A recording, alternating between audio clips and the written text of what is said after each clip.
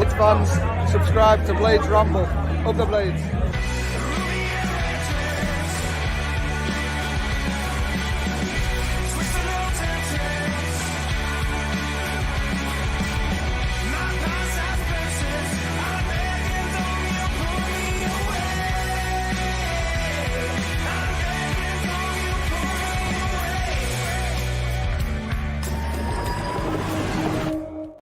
What is happening, Blades? And welcome back to the Blades Ramble.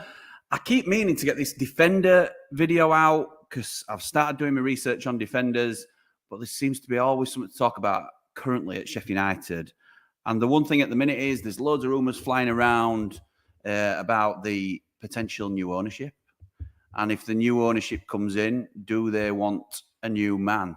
And from this is gathering pace, if you like, as a rumour. Alan Nixon first reported it that there's two regimes that are active at Sheffield United at the moment. The current regime with Prince Abdullah and Chris Wilder at the helm, and the potential new regime with Des the Scout and other people involved that we're not quite sure of names or, and there's loads of speculation about that, with other names on the list, which would lean into the reasoning behind why we've not really seen a lot of activity yet, but it's very early days. The one thing I'm conscious of, we can't go too much longer without any activity, but it is still early days. When you look at across the board, there's only really Rotherham that I think have jumped out and sort of shocked everybody by how active they've been. Everybody else isn't really moving at any sort of pace at the minute. So before we carry on tonight, I want to say thank you to our sponsors. That is Action Coach Sheffield. I'm going to give them a plug as well because I've got another 90-day planning event on the 5th of July. I think I've got a little banner to push that as well. And I'm more than happy to do so because they have been a huge support to this channel. They've been absolutely fantastic in terms of helping us grow.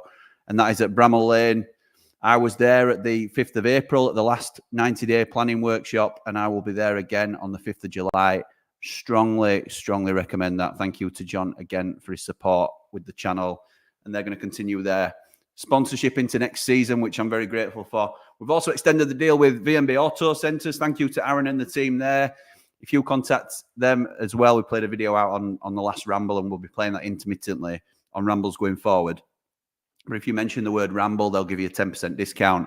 I know a couple of you have already started using their services, and it's been quite a healthy relationship. So appreciate that and appreciate them for sponsoring the Ramble as well. Tonight, we are talking. It's not just me tonight. I'm welcoming along three of our Platinum Ramblers to have some choice words with me about the future of Sheffield United. With all this speculation ongoing about the man I call the Messiah, everybody knows which side of the fence I sit on. But the group itself, the Platinum Ramblers group and the main chat and the Elite Ramblers group can be a little bit mixed on this. And that tends to represent, that's a really good sample size for me as to what the fan base are thinking, because everybody's got a different opinion. And we've got a poll running in the chat tonight as to whether you're Wilder in or Wilder out. I can't see it from where I am. So, you know, I'll be interested to see those results. And hopefully what's going to happen tonight is it's going to be a bit of a tag team war, where I think I put my tweet earlier, which not everybody were happy with. In fact, I'll introduce them one by one by this way of this way of introducing them. So, in the red corner, in the Chris Wilder corner, you've got myself, Jimmy Ramble, and Paul Mountain. How's it going, mate? Very well, thank you. Nice to be back on, mate. Lovely to see you all. And yeah, I'm looking forward to it, pal. Been a while, yes, and I'm looking forward to it, definitely. Yes, mate. Yes, love that. 1/3 of the Mardy Blades. Thank you for joining us, pal. And we are going up tonight against our first opponent in the blue corner, Dave the Nose Leary. How's it going, pal? All right, apart from you trying to give me a complex. It's nothing to do with physical appearance. It's because you're obsessed with how George Baldock smells.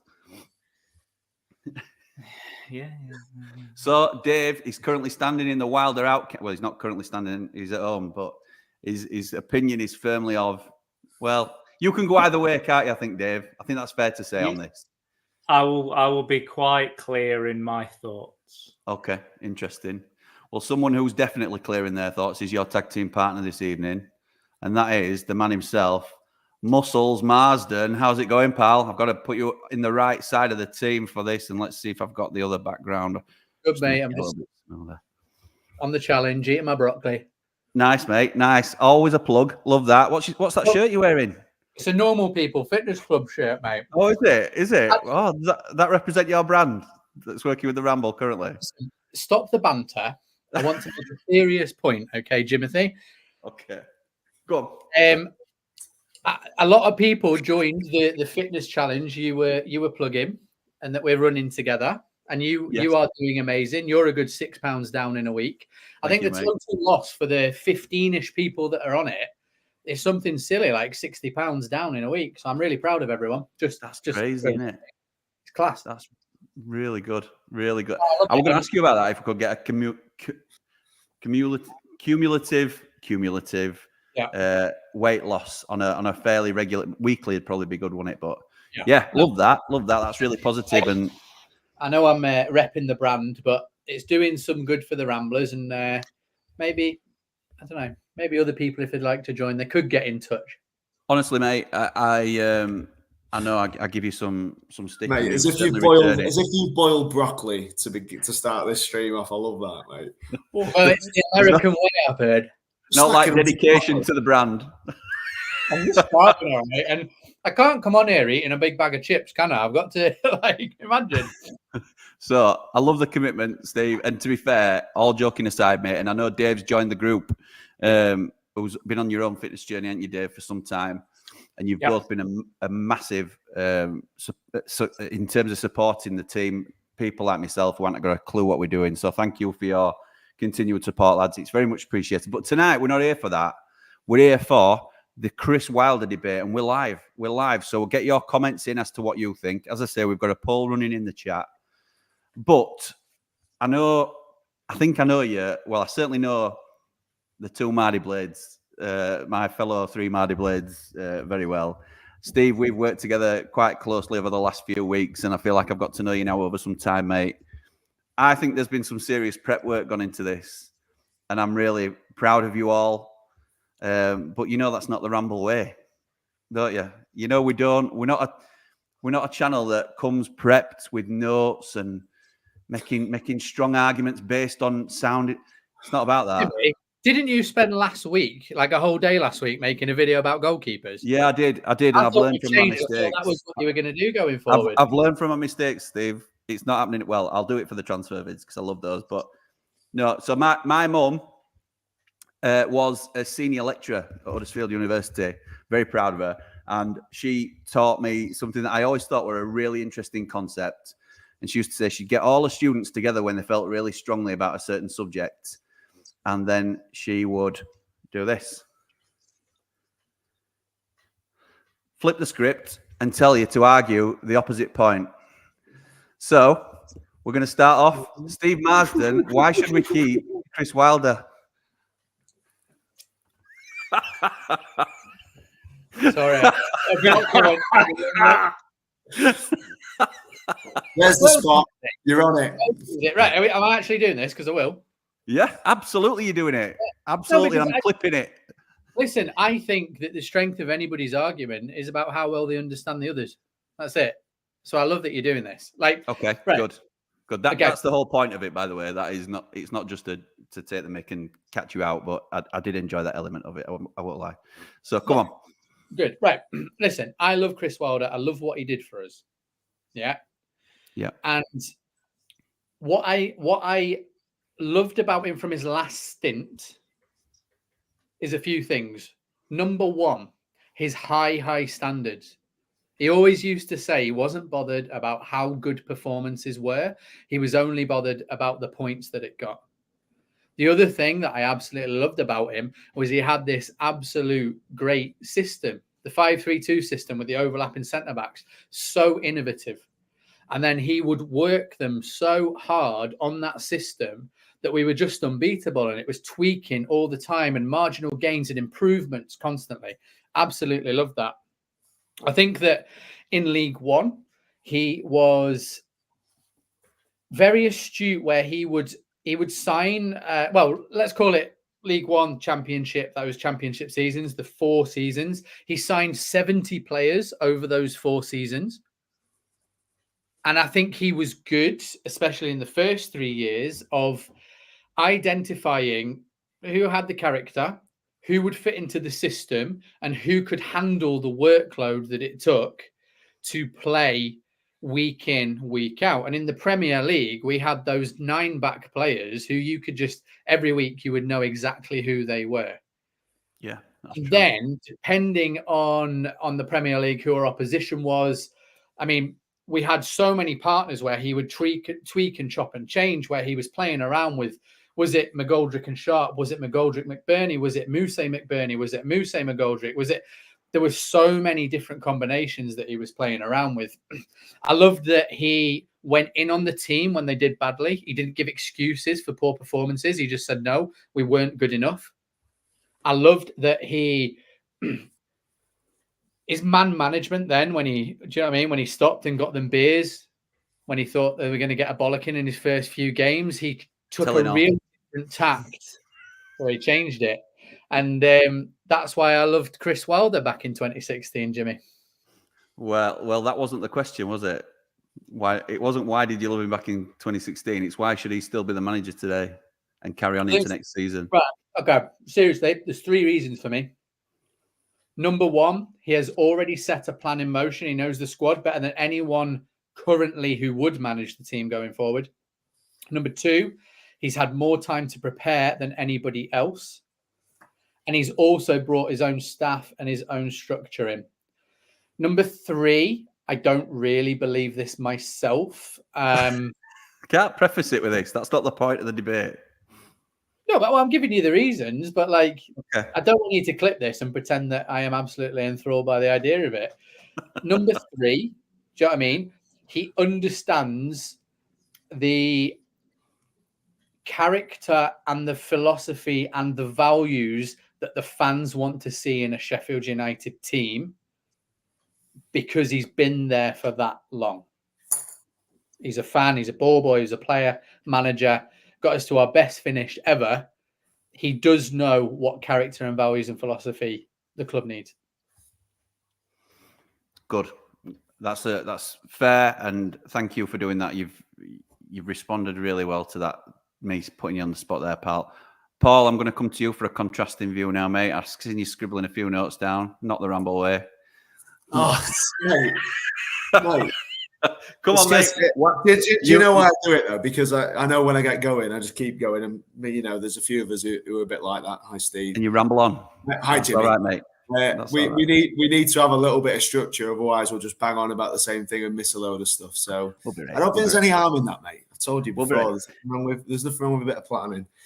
So I think the main argument for Wilder going is his poor record since he left us. Is something that a lot of ramblers talk about in terms of when we had the good season, we finished 9th, and since then he's been a bit useless everywhere he's been. I think that's fair comment, and maybe about Middlesbrough, to an extent about Watford. But hopefully we get the chance to switch that round and have a chat about that later. But I feel like his record hasn't been sparkling ever since. And when we were calling for a change from Heckingbottom, I don't believe that he gave us the miracle I think we were hoping for.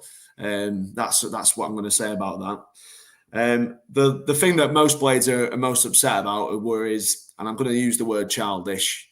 I felt he was a little bit childish when he was leaving and when things weren't going his way. I think he'd been so golden for so long. I think he started to believe his hype a little bit too much and started to kick out at people or things and make excuses that were a little bit short-sighted in terms of the spend from Prince Abdullah, obviously, in terms of the crowds not being there as if it was any different for anybody else. And he pinned a lot on that at that time, as if we need the crowd more than anyone else. All this thing the COVID's worked against us, which for me is a bit futile because we weren't going to change that. There's nothing we can do about that. It's just someone moaning about something that cannot be changed. The big thing for me, and a big thing that when I put my colours to a flag, it doesn't mean that I'm fully convinced by everything that's been said.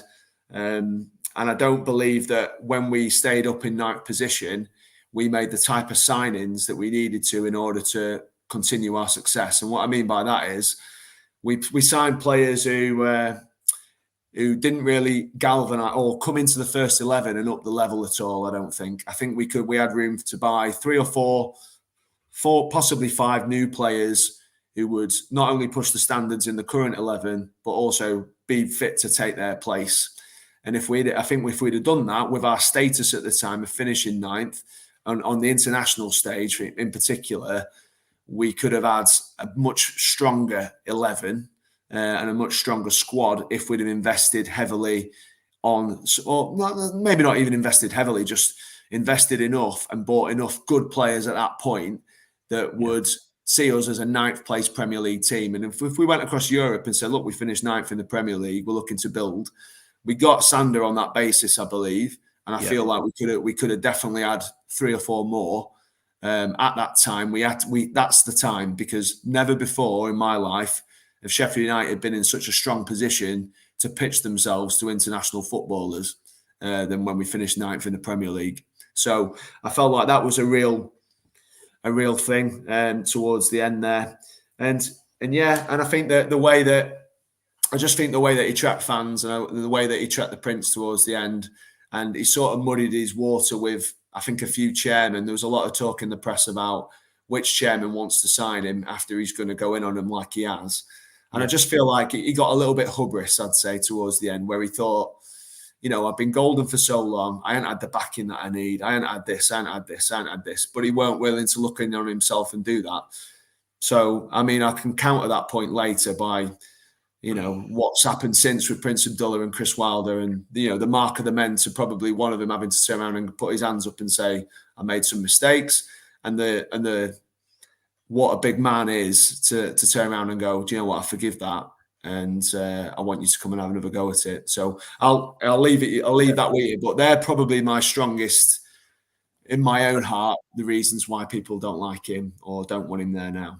And I think you've done similar to what Steve did when I first asked the question. You've given reasons as to why you understand the other side of it. But why I'm asking you, because I know it's not the chair that you sit in really, but why, if you have to give an argument for why you think we should change manager now, what is the argument for change now? Well, I think we need someone who's a specialist in getting out of this division, because it's not necessarily the manager that comes in this year to get us out of the Championship will be the manager in 3 years' time when we're in the Premier League and we want to build, because I believe that there are horses for courses and different managers suit different things, as in like Vinny Company, for example, suited Burnley to get out of the Championship because they had the best team in the Championship, and he played in a way that isolated player v player and made that work. Yeah, and I know. And when he went up, he didn't change tack, did he? So he went up and said, "Oh, we'll go man for man. We'll go full court press like Bielsa," and it didn't work. It didn't work for Burnley, and I think that's almost an argument as to why he's gone to Bayern, because Bayern are the best team in that league. And the way that he coaches is to isolate his best players one-on-one versus the opposition. And everyone's up in arms going, what the hell's happened here? But I can kind of see the connection between that. And it's whether they think Chris Wilder isn't the right man to get us out of the Championship. Again, difficult for me to sit there and tell you anything different at this point, because I believe he is. But it's whether the new owners, who I don't know how much they know about football, but their football consigliere, who's giving them all the tips and hints, he'll be the one that sways the vote for them guys. And like I said before, if it's 3v5, they'll get it, because it'll be, well, we think it'll be 20% between 5 of them, don't we? That's we think so. Yeah, that's the rumor. So okay. Yeah, so I think that's where I am. If they don't think he's the best man to build a team to get out of the division, then that's the priority, isn't it? They've got to get out of this division first and foremost. And there's no good hiring a Premier League manager who they don't think is equipped for that or hasn't done it before, if they can hire that person in 2 years' time if they need to, I suppose. But we'll see, won't we? Okay, thank you, mate. I'm going to go next, Dave, if that's all right, just to sort of keep it like flowing, just while it's going through my head, because you're just going I to think test my memory of things. Okay, right. Sorry, mate. So just if we had a scale, and you can disagree with this, lads, if you want, but I think if we had a scale of one end loves Wilder, one end thinks we definitely need a change. I think I'm at one end of the scale, Steve's at the other, and you two. I think you're assuming stuff there, Jimmy. Speaking for me there. I am. Yeah. So if you've got an issue, you can speak up, mate. That's fine. Do you not think it's time for a change?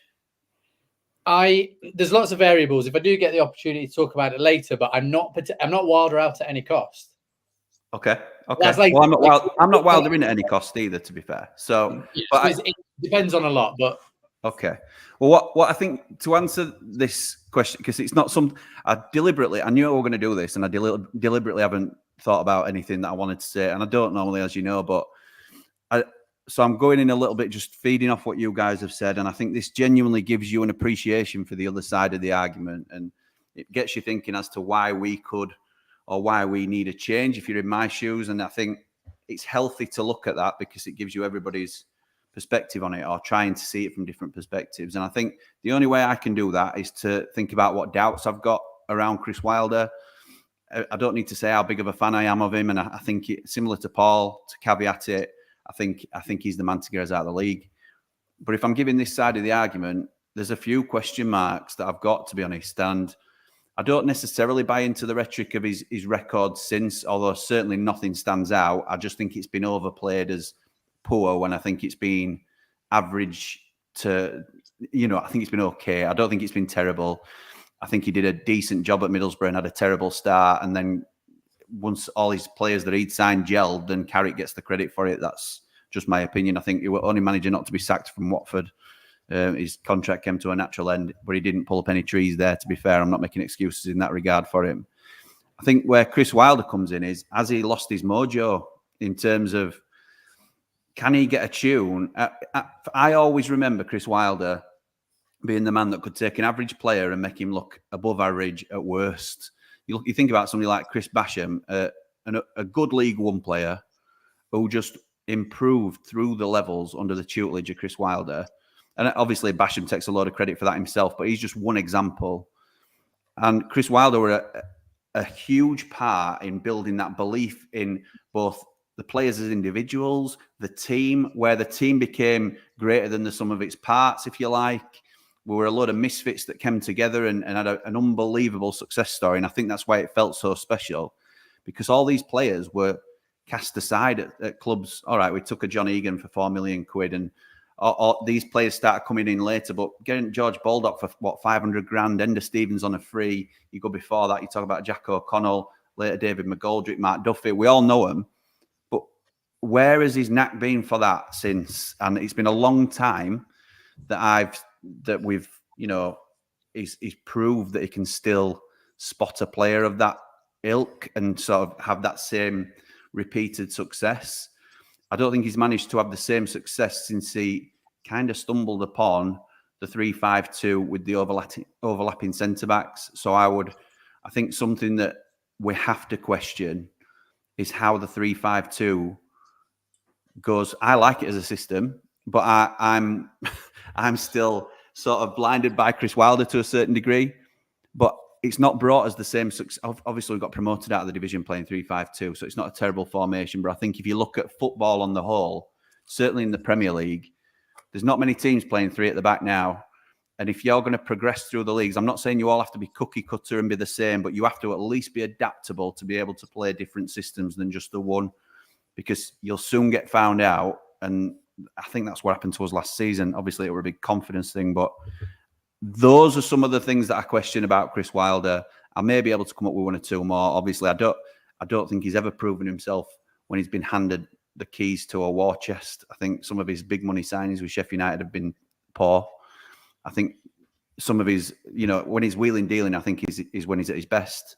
But again, we've not seen that for some time, have we? So those will be my reasons for caution with proceeding with Chris Wilder. And I think there are some also, when you look at changing managers, you've got to look at, can you upgrade? And I think, I'm not saying there would be upgrades available, because again, I repeat, I'm a Chris Wilder boy, but there are good options available at the moment on the market. You look at the likes of a Steve Cooper, Liam Rossini. I'm not saying they're upgrades, but I certainly won't be disappointed with either one of them personally. There'll be other names that people will throw in the mix. So those are my arguments, and he threw gritted teeth. But I'm going to pass to Dave now to tell us why Chris Wilder is the man to keep Sheffield United. I'll get Sheffield United back to the promised land.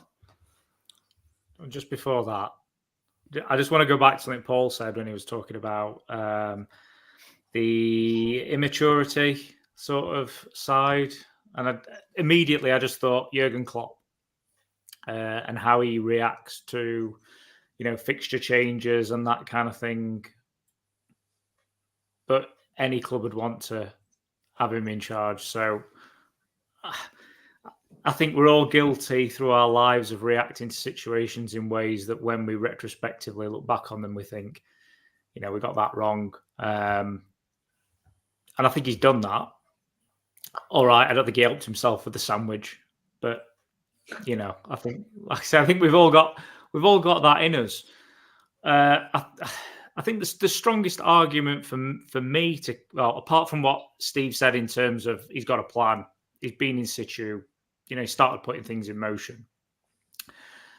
I think Sheffield United have been at their best when they've had a man at the helm who understands us. And by that, I don't mean he's a blade, but understands the type of club that we are. And on the assumption that takeover goes through and we're not going to change what type of club we are, I don't think that there is a better manager out there to understand what we need to be successful, i.e. being hard to be, hardworking, getting the best out of what we've got in terms of budget, in terms of ability. We've never had these kind of world beaters. We've done our best stuff when we've taken normal players and got the absolute 100% out of them. You mentioned Steve Cooper just there, and I think started well at Swansea. They didn't like how he played. It went downhill there. He got sacked. Went to Forest, turned them around, took them up. They spent an absolute fortune, stayed up, and then it starts going south again, and he gets sacked. But there's people sat, and I'm not saying they're wrong, but they're sat going, "Oh, we'd love a Steve Cooper." Like, because he's been sacked doesn't mean he's a bad manager. So Wilder leaving or Wilder not doing as well as perceived at Borough or Watford doesn't mean he's a bad manager. He's done it before. That doesn't mean he can't do it again. So why are we looking at, someone who's maybe failed and left the job above someone who we've got who's cracking on with it? And that's it for me. I think if we're going to stick to our principles, I don't think there is an upgrade out there. But when we flip, I've got another view. Just to put this to you, Dave, again, playing the devil in the advocate game, is this time to change the DNA of this club? And what I mean more on that later. What I mean by that, I'm putting that to you because you're defending Wilder, right? Is this time for Sheffield United, who since I've been a fan, are what Wilder is: win races, win battles, then play, and then give the fans someone to ask for. And it's not the same, and it's not a comparison. But when Pep Guardiola joined Man City, and when lots of teams like Chelsea, for example, when they went from being a team with no money to being a team with some money, for example, if we become a team with money, is the future for Sheffield United based on heart, guts, blood and guts? Because that's what's got us where we've got to, because we've never had the money to compete with the sides who are I'm not going to do it, the really good footballing sides, as in what we call the sides that we look at and go, that's not us. That's not us. What are we? They haven't seen that yet. So yeah, that's still to be released. That Mardy Blade. If they come up, right? If they come into, if the owners of this club come in and go, look, we're going to play our way out of here. We're going to play our way out of here with the best football team in this league. We're going to pass everybody off the park. Like Swansea. No, but to an extent, to back my point earlier. I know what you mean. Like Vinny Company and Burnley did to an extent. Yeah, they got turned over at Bramall Lane, which I love, but they did play the best football in this league with arguably the best squad in this league. And do we need that kind of manager if we want to go forward? And when we go up, yes, if we're going to spend peanuts, which let's face it, 100 million today, if you're going to try and build a new team in the Premier League, 100 million is peanuts because that gets you one or two decent or top end players that you want to compete with the teams at the top. You need half a bill, don't you, to build the time? It's a big assumption that we're coming into a lot of money, though, isn't it? And I think if we come into a little bit more money, which is probably more than likely, then do we need such a radical change? This is where you need to make me red. By the way, Slav for us was the answer, weren't he? Because we thought we had a really good side who could play the way around, and we thought Slav could bring us some football like Fulham produced when they came up, etc. Yeah. It didn't work, did it? It didn't work at all because we didn't really have the players to do it. And what we had was players who needed playing to their strengths, which is what Wilder did with them. Let's face it. So just putting it in there. The DNA change. No, I appreciate it, mate. That's why we're perfect segue. It's almost like it's been written in I'm conscious that Stevie is uncharacteristically quiet. Have you anything else you want to add that's pro Wilder, Steve?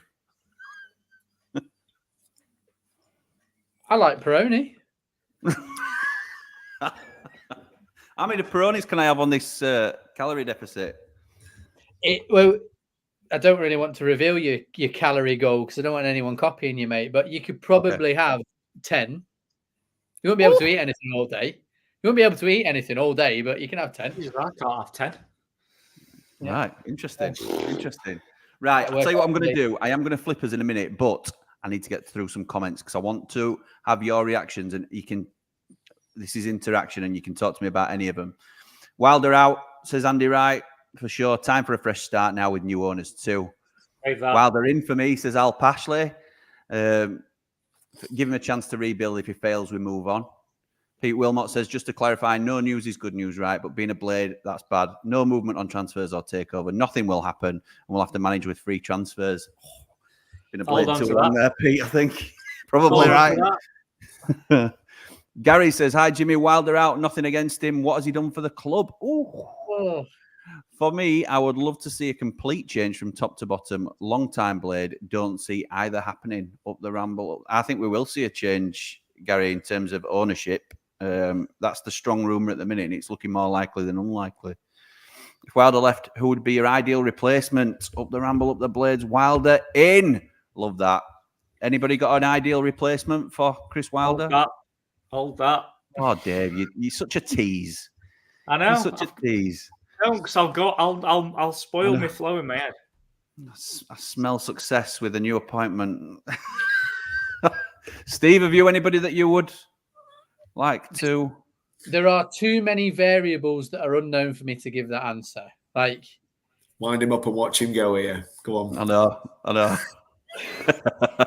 No, there's just too many variables at the minute. I mean, it depends on a lot of factors. What's the budget? Who's in work? Can we pay release fees for managers? Because as you've seen with company, clubs will pay. So I can't answer that question right now. But if you wanted to go through a few, I don't know, possibilities. If happens, do you know what I mean? Scenarios where if we've got billions and billions, cool. If we've not, it's different. We might get to that. Danny Boy, one of our regular contributors, says no one else apart from Cooper, and that's even if he comes, got to give a chance to rebuild the Blades, especially not knowing what market to shop in. He's good with no money, and that's the current situation. Anyways, Jimmy, you heard about this Oxlade-Chamberlain rumour. Surely if news like this is circulating around, we're currently fishing in a deeper pond and takeover could happen. As always, an optimist, Jimmy. You are always an optimist, Danny boy. I have seen the rumour today, but it is one of 100 rumours that are doing the rounds at the minute. And check the sources is all I'll say on stuff like that. And I'm not saying that source particularly is poor because I can't remember who it was from. But there's a lot of accounts flying around at the minute saying Sheffield United are linked to X, and it's a guess. It's a Danny boy, sorry mate, just so we can come into it later. How many games has Oxlade-Chamberlain played in the last sort of 5 seasons or so? I'd be really interested. He's injured a lot, hasn't he? More than Brewster. He was very injury prone towards the end of his time, weren't he, in England? Yeah, well, that more than Brewster, yeah, Steve. I just said, yeah, more than Brewster. I thought it was. I've played more professional games than Brewster in the last 3 years.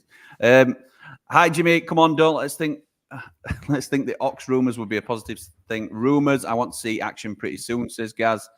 Shoei says, I think at this stage of the game, we've got to give Wilder a chance.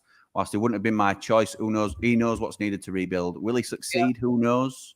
Depends on the resources. Yes, buddy.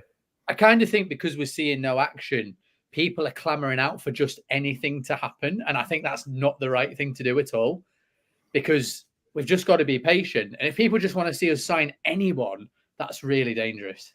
We had a really interesting debate in the Ramblers chat earlier today. And Billy and Dave, Billy and Steve were at loggerheads, and Dave came in with a really good, what's the word? Metaphor. Thank you for saving me. Dave, do you want to give your metaphor to our viewing public? Something along the lines of, I'd rather be 2 minutes late starting the marathon as long as I'd got the right shoes on. Correct. Loved it. And to be fair to Billy, he came back with something like, yeah, but if you take too long deciding which shoes to wear, you'll miss the marathon altogether. So fair point as well. So I got what he was saying. Good, that Bill. Love that Bill, by the way. I love that day. Very good. Bill. Yeah, absolutely right. So straight back, but two very good points in terms of take your time getting the decision right. But the alternative is you can't take too long making the decision, or you leave it too late. So really interesting points. The Ramble's upskilled there, isn't it? I know. Jimmy just said metaphor a minute ago. Honestly. Well, I thought I was saying euphemism at one stage, but thanks for clearing it up, lads. Thanks for clearing it up. Chris says, hi, Jimmy. Tufty wasn't my first choice when he got the go. We got rid of Hecky. I would have liked Potter. So would I have liked Sir Alex Ferguson and all, Chris. But I don't think he was ever really considered. I think he was considered. I don't think he really considered us, if I'm honest. We now have to see what Chris can do. Up the Blades, up the Ramble. Please like and subscribe. Love that. Thank you, mate. Ask the same question at Christmas and we'll see where we stand. Yes, that's my thought process. Hopefully in the top 2, but I feel lower to mid-table. If we're below the unclean, then the lot's going up. Oh, God, no, we can't be. We can't be. Hi, Jimmy. Blades after Oxlade-Chamberlain, ex-Liverpool player, and Tom Lawrence. No thanks to both for me, to be honest. Well, to say I wouldn't take Oxlade-Chamberlain in the Championship is an absolute lie. But I'd be concerned over his injury record. I'm not bothered about Tom Lawrence, if I'm honest. Released by Rangers. Is he not going to be on really high wages? Huge wages and never fit. And same with Oxlade-Chamberlain, but he's a much better player, in my opinion. Yeah. So that's just my opinion. Thoughts on Patrick Bamford, lads? He's not coming to us, is he? He'll be on so much money. There's no way he's coming to us. He had that amazing season, didn't he? I think he's a bit of a flash in the pan. Yeah. Up the Ramble says, Will Top Man. Josh says, for me, it depends on the budget. If we get new owners with bags of cash, Wilder isn't the man to spend a massive war chest without a director of football, but on a budget, Wilder is the man. Daz says, in for me, need to consolidate the push, give him enough time. It's up to him to keep the job. That's my opinion too. Evening, Jim says, Ollie, it's time for a fresh start. Thanks, Wilder, but you've never had a plan B, and that's why we went down in COVID. Cole says, hi, Jimmy, although I'm a Wilder fan. I am a Wilder. Yeah, I'm a Wilder fan. I'm kind of bloke. I do wonder if change could help us as we're entering a new era at the club, and whether the people want it or not, change is coming. I like Cooper, to be honest, up the Ramble. Interesting. On the previous comments, I think someone like Chamberlain's a very good player. Yes, definitely. But with his wages, like Steve says, by the end of the year, added up, we could have built a new team, new stadium and a new manager. Yeah, fair. So no from me if he doesn't bring his wages down. I'm going to finish for now before I swap us over to with Platinum Rambler Bry saying, evening all, definitely should stay for the time being, at least till Christmas. Chopping and changing is not what we need just now. Stability for the time being. Results will decide if he stays or not. Interesting. We are so far behind in all the comments. We've got an hour's worth of comments to catch up on, so I apologise to everybody, but there's not just one Rambler on tonight. There's 4, but now the tables turn. And we go back to our true stance, if you like. I know, Dave, you can go either way, mate. That's probably fair to say, isn't it? You can see an argument either way. Steve, I daren't say what you're thinking because I don't know. I don't want to put words in your mouth. But I think the Man Mountain's on a similar page to me in the fact that, in fact, I'll start us off with Chris Wilder and why he should stay. I think you've mentioned a lot of good points, Steve, that I would have touched on in terms of he knows the DNA of the club and he knows what is needed to resonate with the fans and pull the club back together. So that is a really understated point for me. And I think a lot of people say, oh, well, he gets the club. And all. It means a lot more than people just dismiss it away as being. And I think that's probably why you raised a similar point, Steve. But my main thing with Chris Wilder is I enjoyed my most enjoyable time was when Chris Wilder were in charge of the club. It's just a personal thing for me. I was quite low when, and there were things happening in my life at the time where I needed football picked me up massively. So I resonate really strongly with Chris Wilder bringing a lot of positive energy into my life and really some fond memories with my family and my friends. And I cannot thank him enough for the times that he has given me as a fan. And that brings me around to the point of why I think he should stay and why he should be given a chance, because we've touched on it before. I think he's proven that previously he can bring, Steve said it himself, he brought in 70 players in 4 seasons and made them gel throughout that time. And that's a skill that's very rare. We don't see it often in football, and it's a huge task to ask of someone. So to repeat the same trick twice is unlikely at best. But what do you want from a football manager? Do you want constant success in terms of, do you want the best man to get us promoted?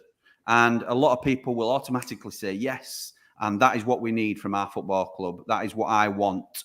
We have got to be the best team in the league and we have got to win it.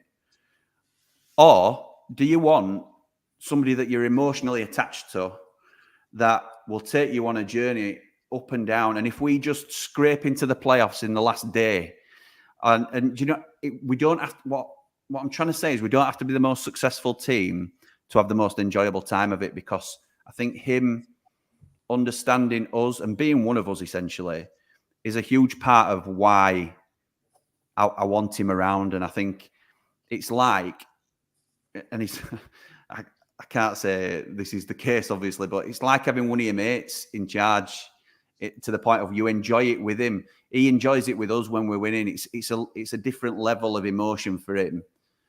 And you might say that's not, you know, not something that you should take into consideration really, but it means a lot to me that he's just as invested in decisions that are going on around the football club. And I think it's been totally right what's been said in terms of he's reacted poorly in the past and things like that. But I think that's because he's so passionate about this club, and it might have bordered on being unprofessional at times. But if he's being told, well, no, you can't have that man, you're going to have to settle for target number 4, and he's throwing Teddy Hart at court, it's not professional, but it's because he wants what's best for the club and he wants to do what he can to improve us.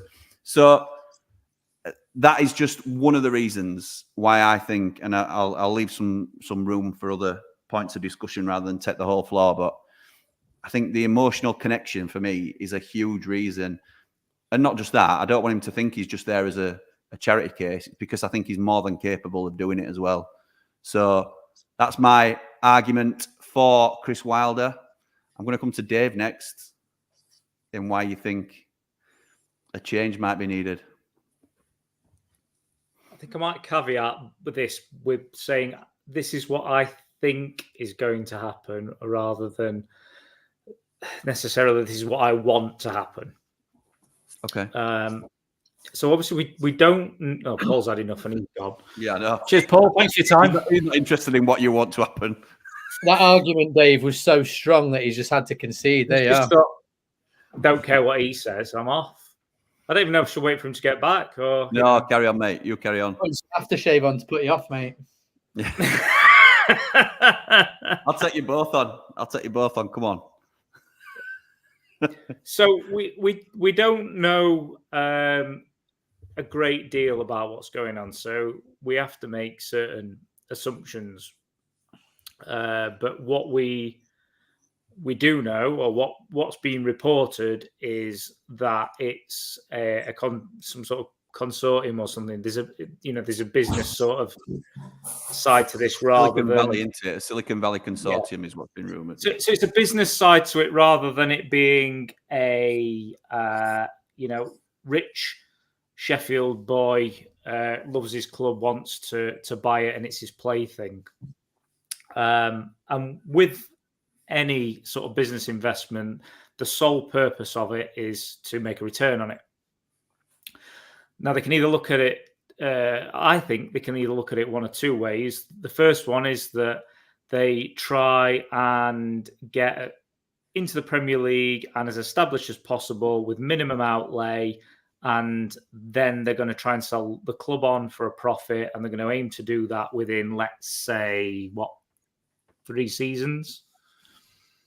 Or they're going to approach it with a bit more of a pragmatic, let's say 3 to 5 year plan, which is more looking at the sort of Aston Villa type mold, where they go for a promotion, established club, and then they start challenging for Europe consistently. And at that point, the club's worth a lot more money and they can move it on.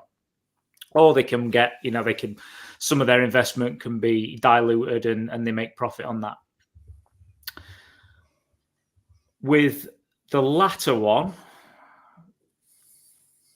it would suggest to me that they, and with there being murmurings of a change coming, that they could well rip up the DNA of the club as we know it and look to move us more towards the model of these other clubs, which would be more by talented young players, develop them, and look to sell them on for large profits to top 4 clubs or top clubs in Europe. Like who? Who are you talking about? Brighton is probably put the clear example on that. And when a company's looking at takeovers of any kind, they'll a particular one, if they know it or they don't know it, they'll look to apply best practice to that organisation. And again, opinion based, but if you look around most top clubs, the manager isn't the old school football manager with his hand on everything that's within the football club. The responsibility is to be more of a head coach than what we'd class as a general football manager. Yeah. And that's not my view of Chris Wilder. Wilder's the guy that's sort of been the captain of the ship rather than just, having one specific role to focus on. I think the fact that he's tended to leave Alan Neil to coaching maybe points to the fact that that's not really his favourite thing about the job. So I would suspect that they would be looking at, right, what's the model of the successful clubs? How have they approached it? They have somebody who handles scouting, the best players, or the players with the best potential resale. They bring those players in, and it's the responsibility of the coach to coach them and coach the team to set objectives, and look to appoint a manager who's more of that ilk, I guess. I also wonder if they maybe would look at things and say, remember when Hecky was sacked, and there was large callings for Kieran McKenna of, right, let's find the next Kieran McKenna.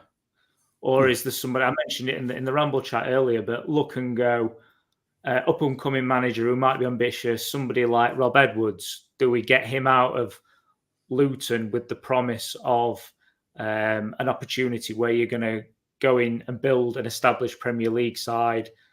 That might put him in the shop window for bigger clubs down the line. So my take on it is that I think that they're going to shift the mold of the club from the sort of working classy type background to the more modern type football club, because that's the way they're going to make money out of it in the long run. Interesting. Yep, I can see that happening, and I don't. Obviously, I'm not against us progressing as a club, but that comes with, like you say, that'll be casualties like Wilder, won't it? Because he's more of, and he'll be frustrated being categorized as an old school manager because he'll think he's more of a hybrid. But you're right. Historically, he has had his fingerprints on every department of the football club. So, Steve, anything you want to add? I'm sure you've only got a brief little thing to say, and then we'll move on. Here we go. Hear ye, hear ye. Like a lot of this is caveated on. We don't know what's happening. We don't know what's happening. So what I've tried to do, because Dave and I had a little chat before this, I've tried to sort of look at why I think Wilder's track record. Yeah, we've created a presentation. Can I share my screen? No. You kidding? I'm kidding. Well, okay. Yeah, mate. Right. For me, like the summer. Right, now let's start when Hecky left. When Hecky left, I went back today and I watched the round table of us debating whether Hecky should go. It was after the 8-0 Newcastle. We were all on it.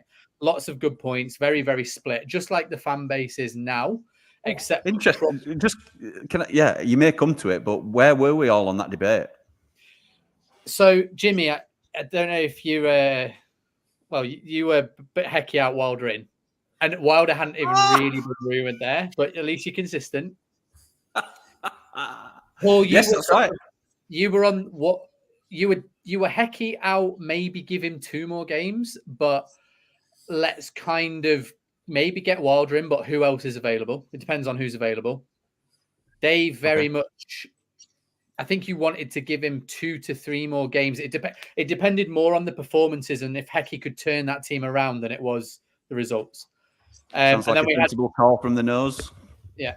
Well, in hindsight, it was absolutely there. But I would also argue that things haven't really improved that much. And we talk about how Wilder had a good start after Hecky, but Hecky had a good start as well. So my main point is about the skill sets of what we need this summer. Jimmy, you did a video the other day on how many players we have in contract and what the squad looks like next season. Yeah. And Dave and Paul, like, how many players do we have that like we would start in the championship next season? Like, there we are. Beautiful. So we've got the 2 7s there. And ideally, we want a team that's above 7 out of 10 for the championship. Even if we take the 6s, we need 7 first teamers and then sort of like backups. Is that right? Yeah. You'd agree with that? So therefore, the skill set that we need this summer is recruitment. Yeah. Now, I sometimes get frustrated. I think if anybody's worked with me or you've heard me talk on the Ramble, I like data, I like evidence. And I went into the data because everybody on the Wilder inside says, well, he's had some cracking signings. Look at John Fleck, McGoldrick. Oh, there's so many of them. But everybody on the Wilder outside says, actually, like, he's terrible at recruitment. And I flip-flop between them both because I don't know. So what I did was I looked at all 70 of his signings. I created a spreadsheet, and I rated them out of 10, depending on whether we got value for money, whether they contributed. And here is what I found. Now, I understand that is subjective, and you might have different opinions. Yeah, you really did do a presentation, didn't you?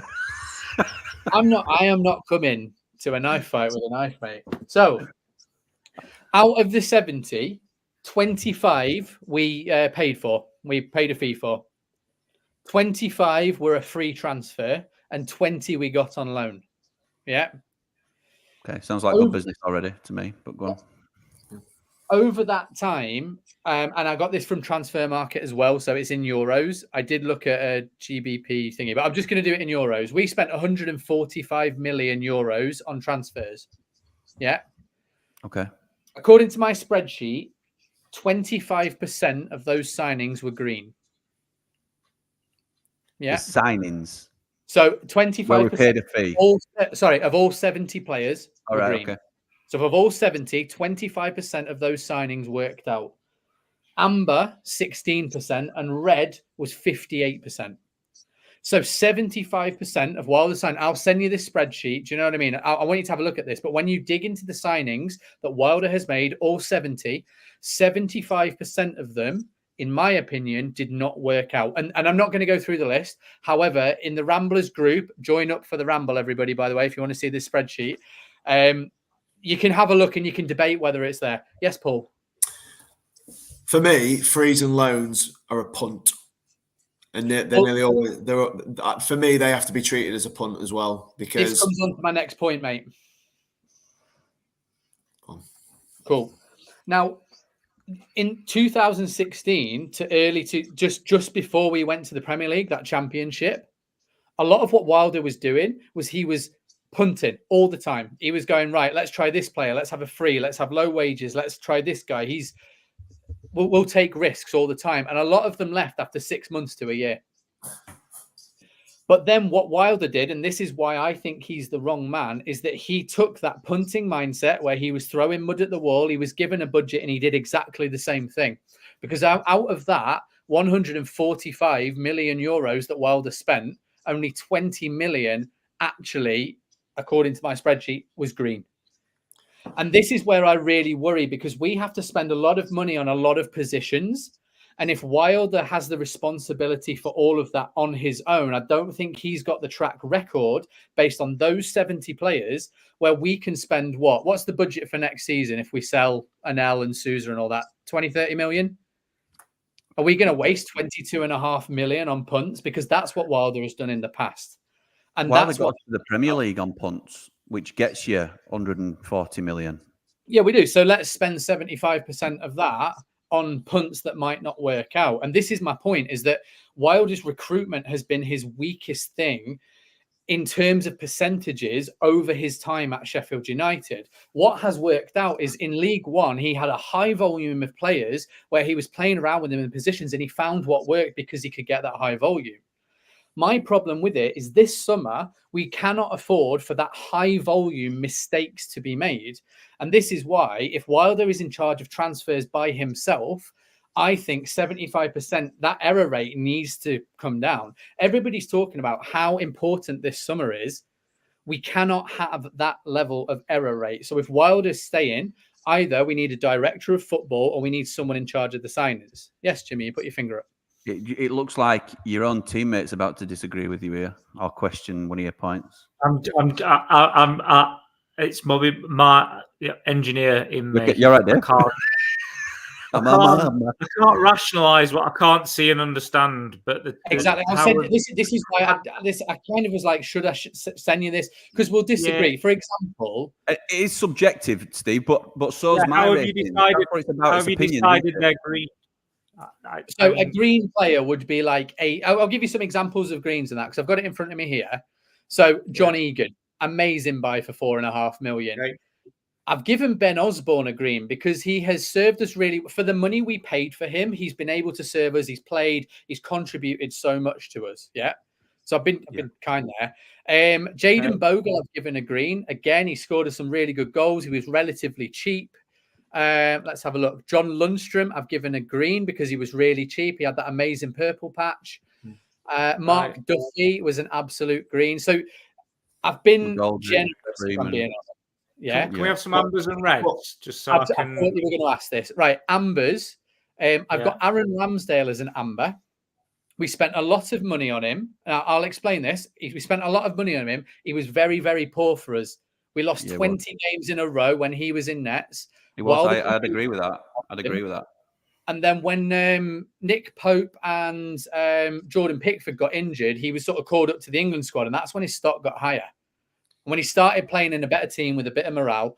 And then we did sell him for a profit, but I think based on his performances, he was a red. But the money we got for him was a green, so I've called that amber. Another amber would be Ollie McBurney. He was our top scorer in the Premier League. He got us to 9th. Some of his goals got us to 9th, so we've got the fee for him. But then you've got so much controversy, I can't give him a green. I don't think it's fair to give him a red either. A lot of my family have been dark red on that, but yeah, exactly. But I've tried to be as fair as possible, is what I'm trying to say. Like, I know I've got a bias with this. I'll send you the spreadsheet. Maybe we could argue about this. But I like it, mate. No, I like it. This is what it's about. It's about opinions, isn't it? And you will disagree on some, but some of those I don't disagree on any of those examples, to be honest. So, yeah. So, have you got any cheap ambers? Any what? Sorry, cheap ambers. Cheap ambers. Keane Bryan. Yeah. Scored for us against Man U, and he was a free, and he was good backup. And when everyone got injured, he stepped up. And then he got injured for ages himself, didn't he? So could have bordered on red for me. That. Phil Jagielka was an amber for me because he was on that high wages. He didn't really play that much. He was injured quite a lot, but he stepped up, gave leadership, and played for the team. So that might be one you disagree on. I'm talking about when Wilder was in charge, mate. Yeah, I know. It just hurts to give Jags an amber, but you're right. I'm not saying you're wrong. It just hurts. I think my counter to that is there's 11 spots in a side, and if you're going to be 11 greens. Yeah, if you're classing as a green, you probably over the course of 4 seasons, you'd hope to only use 25, 30 players anyway. That's the number that you'd want to use over that course with a few upgrades season on season, and you'd want them to play, one season after another. So it's when you're in a position where where you can't buy proven talent, and we can't, Steve. We've never been able to do that. So even the level we're at, so even when we get demoted from the Premier League, right? Even when we go down, we can't go and cherry pick the best players from the Championship because we haven't got the funding to get them out of the club that they're in and pay the money that we need to. As a club, we've never been able. It's not Wilder's fault that he can't go out and sign proven Championship strikers. He can't go out and go, well, when we got promoted to the Premier League in McBurney, we could sign a proven Championship striker. We could never, ever even go for an average Premier League striker because we won't pay the money in wages. We won't pay the fees to get them out of their clubs. This is one of these narratives that I want to push back on because we could afford certain players' fees. Yeah. So if you look at we were after Anthony Robinson, Watkins, John Swift, we're after Jared Bowen. Okay. Blown out the water by everybody else. Yeah. Okay, Paul, please let me finish though, because this is the narrative I want to push back on. Okay. Wilder spent wage money on a lot of unproven people that season who were maybe on quite a lot of wages. I think he wasted the wage budget as well as the transfer budget. When you look at Panos Retkos, but I think Wilder, not only 75% of his transfers over the 4 years didn't work, I also think that he could have been a hell of a lot smarter with wages. And in the context, listen, I love what Wilder did, but in the context of a rebuild, when we have to sign that many players to build a squad for next season, I don't think he has proven the skill set over a long enough period of time. He's definitely not proven it over this level. And now, Paul, and this is the counter to my own argument here, potentially we can match wages going forward. And I would use examples of I would just push back on your spreadsheet if any of the following are not green. Martin Craney, Gary Medine. He is green. Kieran Dowell. Green. Who else did I have on my list there? Got Leon Clark, green. Scott Hogan. Green. And there's only 25 greens. No, 25% greens out of 70. All right. Less than 25. Even less than. Right. I don't want to really go over the spreadsheet because I want you to. I'll send you it. Make your own. We can talk about this. I love it. I love the concept. We can't sign proven anything, and at Premier League level, we cannot go. I would argue that the restrictions put on Wilder would be, yes, we need a squad. Yes, you can spend 30 grand here on wages. You can spend 25 there. I doubt whether he'd ever sign someone who's on 80 grand a week, simply because of the team spirit of the guys that he's got who are punching well above their weight, who are on 25 grand to go down here. And if they sign somebody who's 80 grand, that can affect the dressing room pretty badly. That's the first point. The second thing, he might not have sign off on people like that. And the people we spent money on in McBurney coming from League One and Brewster coming from Liverpool's reserves, he arguably went for them because they're big prospects, because one had an amazing season in the Championship. The other one was a massive England under 20, like World Cup winner, whatever, in Ryan Brewster. Massive potential, but we wouldn't have paid him 70 grand a week to come to us, that's for sure. And the truth is, you're taking punts because you've signed somebody on the basis that, yes, they were great in the Championship. I think he can be a bit of a weapon for us in the Premier League. Yes, he's a young England youth player without any experience at Premier League level, and we need to take the punt, and Liverpool want this. We can afford the fee. We can afford the contract at this point. Let's go for that, because we can't. For me, Ollie Mack not being green, right? People can tell me all day they don't like him. They don't like the way he does things, whatever it is. The fact of the matter is, like you said, he was top scorer in the Premier League the season that we stayed up. He came down with us. He helped significantly to get us back. That's worth a lot more money than the outlay that we made for him.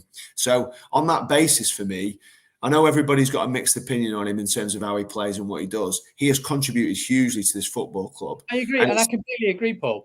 I just what I don't want, and this is the point that I don't want to get lost here. I don't want a manager who takes punts in the most important summer of our life when we have to have a rebuild. And this is money. We have to take punts. That's let me finish, Paul. I don't trust Wilder to do it on his own.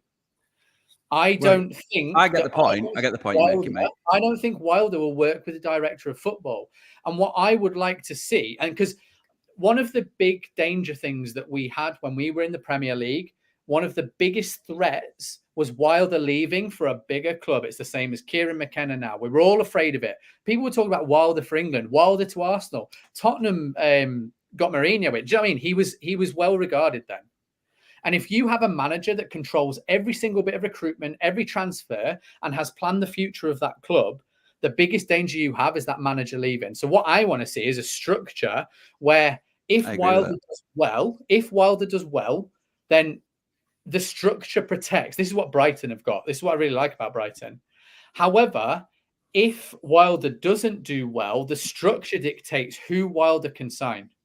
And I don't think we've ever had that before, because I don't want some guy taking punts based on his own hubris, like you said earlier. Right, Steve, I agree with you to an extent, okay? But also, the first time that he came to the club, he deserved the right to be in charge, because I don't think he thought anyone at the club could do a better job, I'll be honest. So do you mean when he started, or when he was like... When he came to us the first time and we were in real disarray, let's put it like that. And he turned the old game round in 3 years. He turned the whole thing around, okay? Changed everything. It's not a fluke, the 3-5-2. I heard Dave say he stumbled upon this system. Well, he did. They spoke about that. No, we didn't stumble upon anything, right? He managed the team. He changed completely the ethos of the team, the way we played, the culture within the club. He changed the whole shooting match with the help of Alan Nill. And we don't know. We don't know how much they do on the training ground. We don't know what the best managers do on the training ground. As from what I've heard, Ferguson didn't do hardly any training. He stood and watched most of the time and didn't do a lot of that, and had people to do that for him because he recognised the value of other people. That's good management, and that's delegation. Now, he may have earned the right to do that the first time. The second time he's coming back, I'm not saying he's coming back cap in hand, but he came back and he was big enough to build that bridge with the Prince, and the Prince was big enough to take him back in on that basis. And I believe that he is a different man to what he was when he first came in. And I don't necessarily believe your narrative that he feels like he has to be in charge of everything. Okay, well, I don't believe not, but not now. I agree with this, but what I don't want this debate to be based on is nostalgia about the past, because we have to look forward to the future. And all I'm presenting is my case where the skill sets that we need this summer, I don't think he has shown it based on my interpretation of what's happening. Four promotions with players that were not fancied in that division. He's never had the best players in the division. The ramifications of what he did. So he spent all this money and he put us in big contracts. The ramifications of that were twofold. I think the Prince brought Slav in, and Slav was well known for playing with wingers, and he wanted maybe a change of sort of formation, a change of squad then. But because Wilder had spent all this money, we didn't have the budget to do any of that. And this is really why I think Slav didn't get the time he deserved, because there was no way the Prince could afford it. Now, based on that as well, Wilder gets Wilder gets the money that the Prince signs off on, and every manager is exactly the same. It's not Wilder going. I'll sign the check. They don't sign the checks, mate. He gets what he's given, and he tries his best. What he's got. But by the same token, Wilder signed off the Gerbich transfer, and he gets let off by a lot of people with that. Jimmy, I know you've mentioned it, but like. I wouldn't let him off on that. Right, but listen, like the ramifications of Wilder spending and the Prince bears the brunt of that, because we've got a transfer embargo. When do you think that transfer embargo? I know it came in during Haki's reign. Prince Abdullah gets the blame for it. Why do you think that happened originally? Because they stood and get up again. They showed some ambition for once and didn't sell all our best players to get us back promoted, and it worked. And I agreed with that strategy. I agreed with that strategy at the time. But the reason we were in that position is because we were cash strapped and had play assets who were depreciating all the time. So listen, I understand you disagree with this, but all I'm presenting is the fact that we need a skill set for a rebuild. Right. And Wilder, I don't think, has shown that over time. And what I don't want to be is shouted down, because for the last 6 years, nothing has happened. And what a lot of people talk about with Wilder's performances is the points per game average season declining. That's not for me, because it depends what level you're playing at. You can look at somebody who spent their career in the Championship. I'd imagine that Neil Warnock's got a far better winning percentage than Sean Dyche, for example, or someone who's been a regular stalwart in the Premier League for many years. I don't buy into that at all. I'm not shouting you down, Steve, either. I'm trying to counter your points. We need to have a bit of interaction, because when you say something, I need to make my point as well. We need to go back and forth, maybe, because I don't buy all this. For every Ivo Gerbich, there's a Ben Brereton Diaz in the argument, isn't there, as well? So I think he's while he fails on one hand with Gerbich, which he's admitted that he didn't see himself. That was his error, delegating it to the wrong person. It wasn't his own eyes that he saw, and he's admitted that being his mistake. Ben Brereton Diaz, genius signing. Can't say any other, really. I think as an isolated incident, is a genius signing, but it didn't really do anything for performances. It didn't really do anything for results. It didn't really do anything for the team's morale. It didn't galvanize us.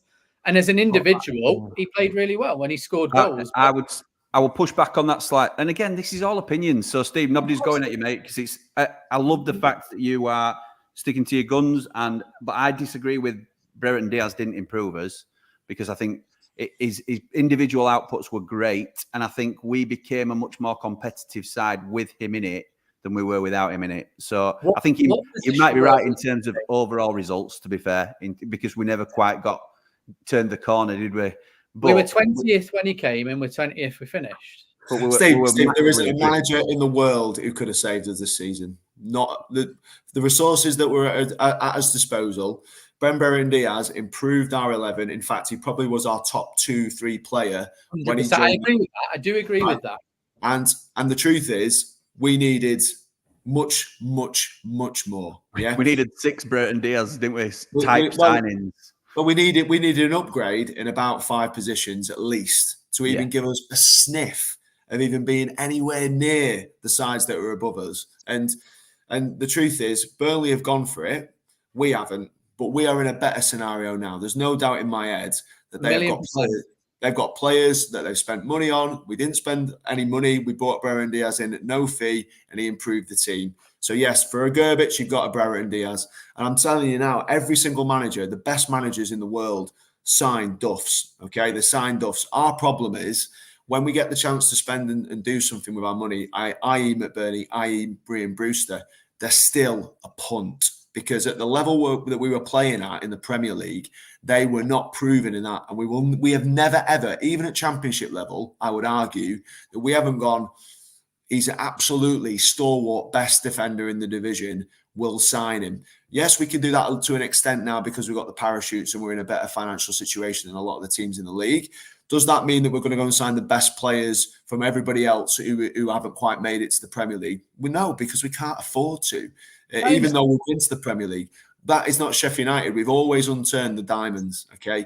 And that's what he's been tasked to do, and he's done it so many times with so many players. I can't sit here and just go, oh, yeah, he was a duff. And because we spent the big fees on him, Ryan Brewster's been incredibly unlucky, okay? I'm not saying he would have turned into the world beater. He shows signs of real good promise, and he was signed on that basis. He has been so unlucky. And the Ollie Mack argument, maybe you like him, maybe you don't, but he has given us getting promoted is worth a lot more than his transfer fee and his wages. 100%. And the amber for Ollie, I don't really want to go too much into a debate about Ollie McBurney, is what the fans think of him. I tried to think of, what do people think of this? What do you, because one of the main arguments on the Ramble roundtable that we did, where it was Hecky out, Wilder in, was about him finish the season to galvanize the squad.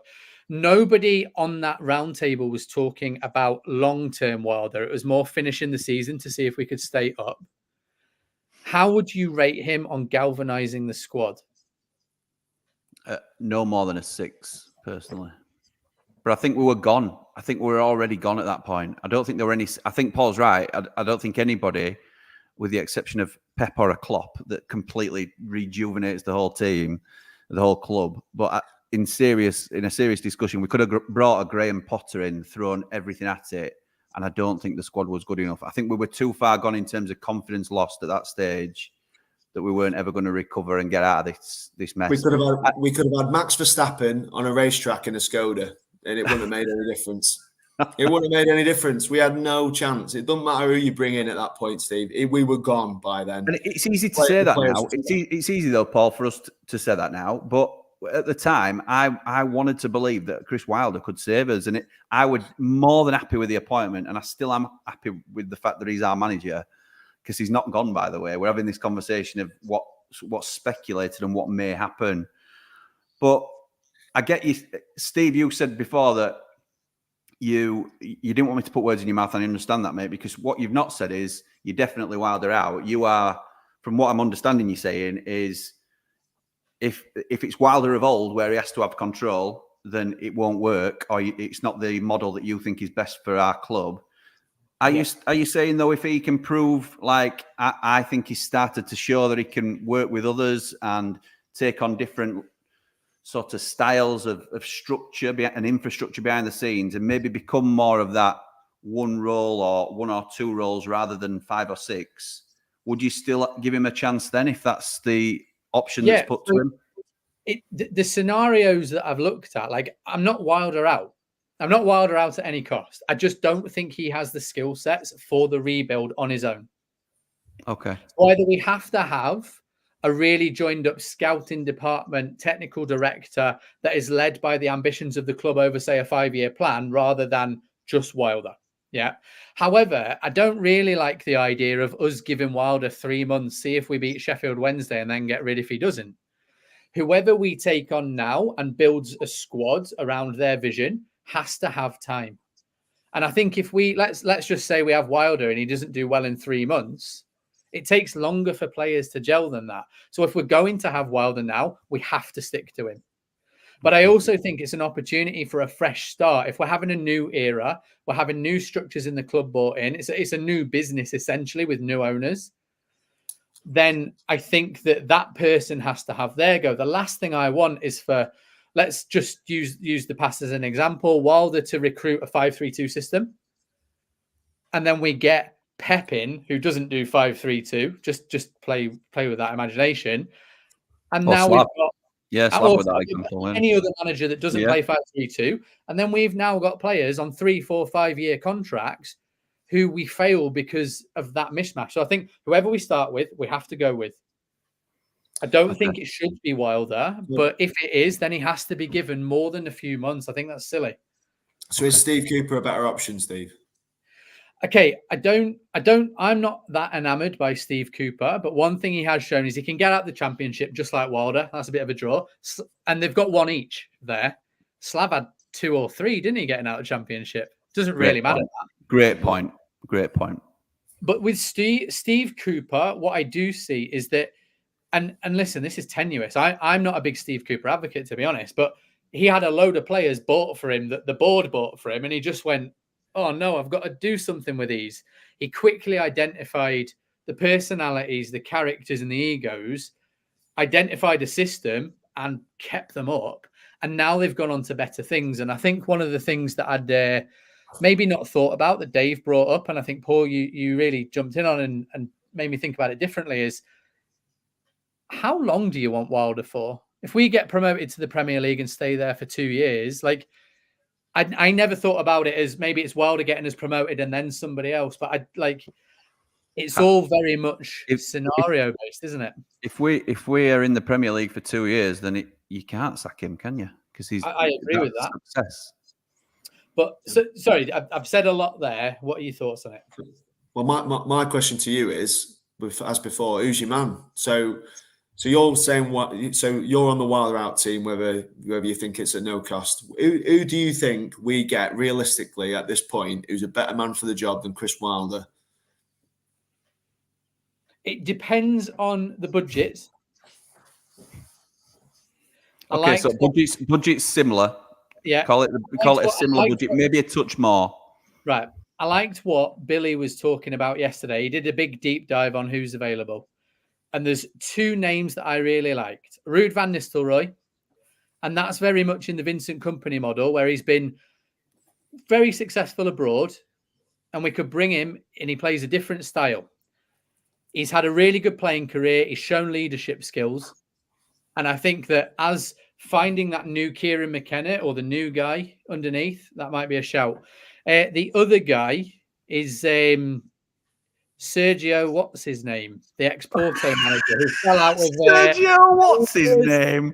Conceição, is that right? Sergio Conceição, yeah. That's the one. Yes, I didn't dare try and say his name. But right, Steve, right. Let me stop you. What the hell have these 2 lads you mentioned there? What the hell have they got to do with getting out of the Championship? They haven't got a Scooby-Doo. They don't know the league. They'll never watch it. They won't know anything about how to get out. Like, the Championship is a very specialist little thing, okay? And there's lots of good managers who've done it. Wilder being one of them. These 2. I disagree, Paul, with that. I don't think you have to be proven in the Championship to do the job. I've just gone with Sergio. What's his name? That's what killed me off. Sergio, what's his name? Yeah, what's his name? There's plenty of... They're going to be on the same budget as Wilder. And Enzo Maresca, for example, had the best squad by a country mile in the league, by the way, and sort of stumbled over the line in the end with Leicester. But for 3/4 of the season, they were absolutely unbelievable and should have been, by the way. But you also look at teams like Southampton, who had also a very, very good squad and start, not very good for a lot of the season. And then obviously eventually went on to do the business under a very average, I would say, Russell Martin, if I'm honest.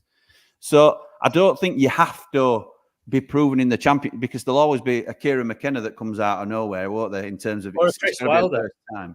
Or a Chris Wilder for the first time. Yeah, you're right.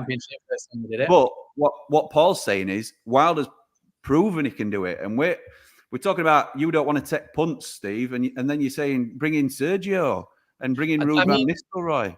Let me explain that. So I mean punts for signings. But there's no more important signing. We're conflating a couple of things there. You asked me who my name would be if it's not Wilder. If we're starting from fresh and we've got a budget for a manager, that you asked me for names, I gave you them. Based on success abroad and just having decent playing careers. Yeah. So I've given you 2 names that haven't been talked about other than Billy in the group yesterday. Yeah. That was what I asked. In terms of the punts, we're going to have to take a punt on a manager if it's not going to be Wilder. We're so used to Wilder that anything's a punt now. I don't think so. I think a Steve Cooper's a safe bet, to be honest. I think a Liam Rossinia's fairly steady. I think a Mark Robbins would be a steady shout in terms of... And Mark Robbins hasn't been promoted out of the Championship, nor has Liam Rossinia, but they've proven in the league to be really like up-and-coming managers, in my opinion, and working well within budgets and things like that. And are they ready for the next step in their career? And I think other Wilder shout, not Wilder's Chris Wilder, crazy shouts is in like bringing this foreigner who's never been tested in what may work, may take over the league, become the next De Zerbi who came from nowhere, and nobody's seen where these managers have been plucked from. But it is a punt. And I honestly think the most important signing you can make as a club is the manager. And that maybe leaning more towards the old school thinking, like Dave were talking about, in terms of the manager being the sole man at the club. And we do need, in my opinion, I agree with you in this, Steve, and I think most of us will, and unless you're happy to speak up and say different, we need to move to that less reliant on one man doing the business, because how vulnerable were we when Chris Wilder left us in the Premier League? It took us a long time to recover and put people in the right places to replace everything that he were doing. So, yeah, I think there are punts that you can take as a manager as well. And we're talking about steering away from him. Well, Chris Wilder's in the seat, and he's done it before in terms of pulled together a list of random players, essentially, and got them promoted with 100 points. Yes, League One, but just pulled together a bunch of, like Paul were talking about, players that nobody really fancied, a bunch of misfits, if you like. You come and play for us. I can get something out of him. I can make him work. And that's, maybe it's the old school mentality of spotting a player rather than following the data. And maybe it's outdated, and that's some of the points I were questioning in terms of has the game outgrown him a little bit. But in terms of low risk, sticking with Chris Wilder for me is very low risk, in terms of the alternative being to bring somebody else in that you don't know what effect it's going to have. I think it depends on the structure as well, because an ideal thing for me, but this is where I just don't think Wilder will go for it, correct me if I'm wrong, is having a structure that uses the data and works with Wilder,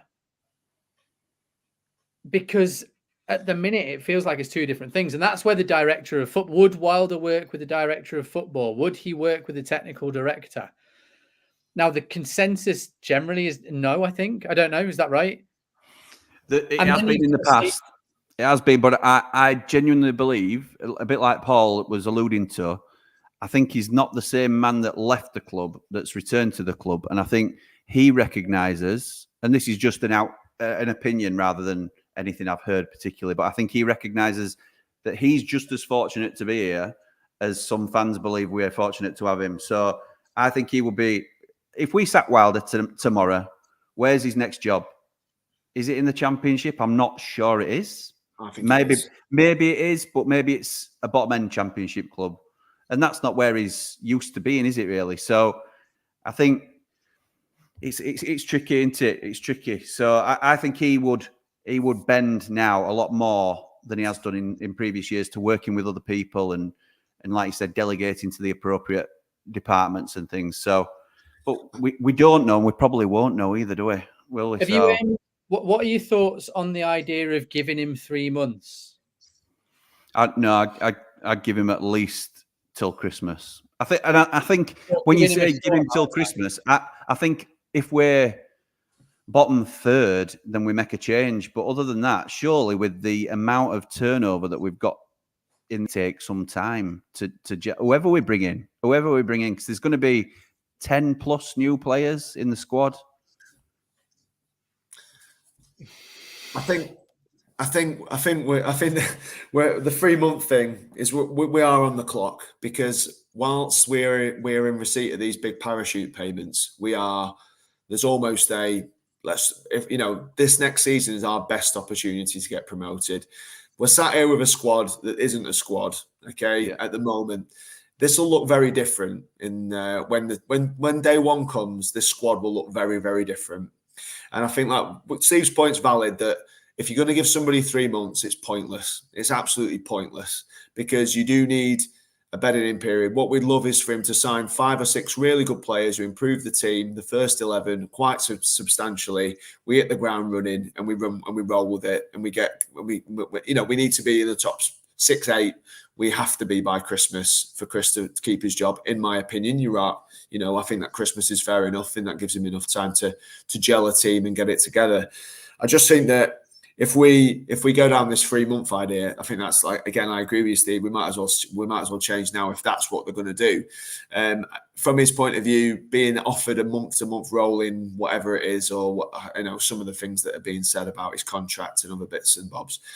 You might as well see how he gets on till Christmas, review it at that point. If it doesn't look like we're going to get anywhere near the promotion fight, then maybe it's time for a change. But like you say, they either back him now while he's got all the money to spend and to choose the players that he wants.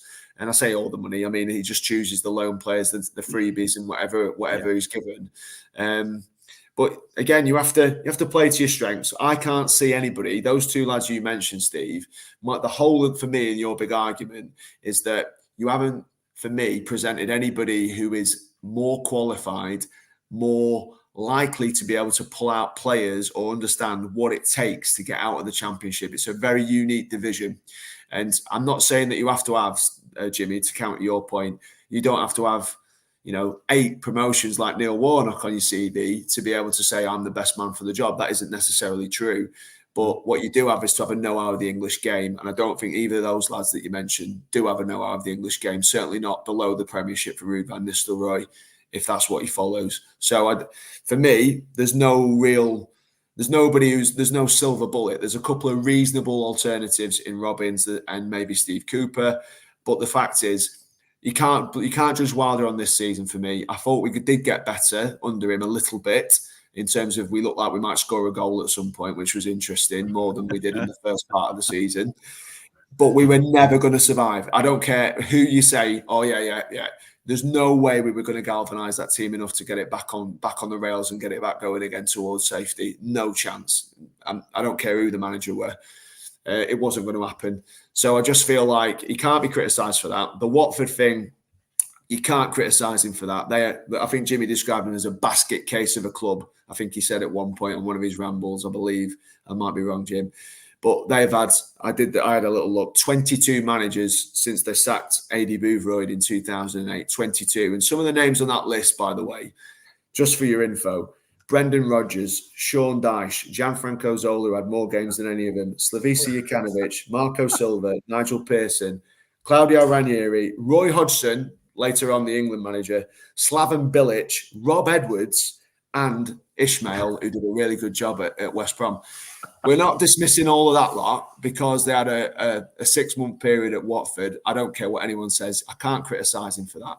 You can say Middlesbrough weren't a success, but I'm not throwing him under the bus as useless. Before he came to us, he was a serial winner, promotions, galvanising teams, lower level, overachievement, 4 trophies at Alfreton, all these things.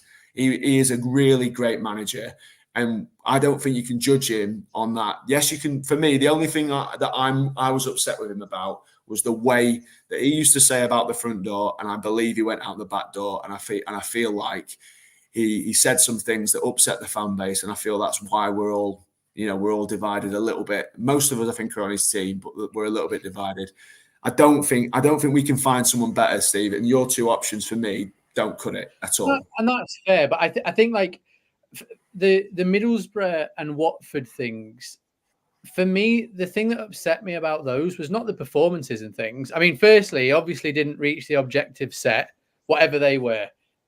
But it's the fact that when he left us, when he left Watford, when he left Middlesbrough, and actually since he's been with us this time, it feels like there's no personal responsibility taken for a lot of the stuff that's going on.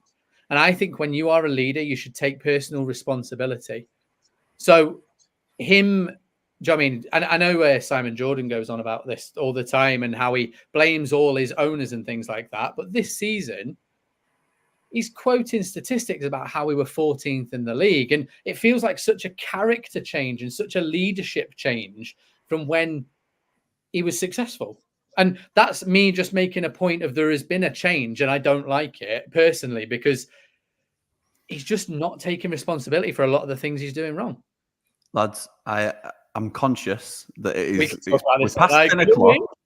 I love it. And that's what it's about. I've got so many comments to get through. I hate doing this, but I'm just going to have to read the Ramblers comments out because we've not got time to go through everybody's. I apologise to everybody who's commented.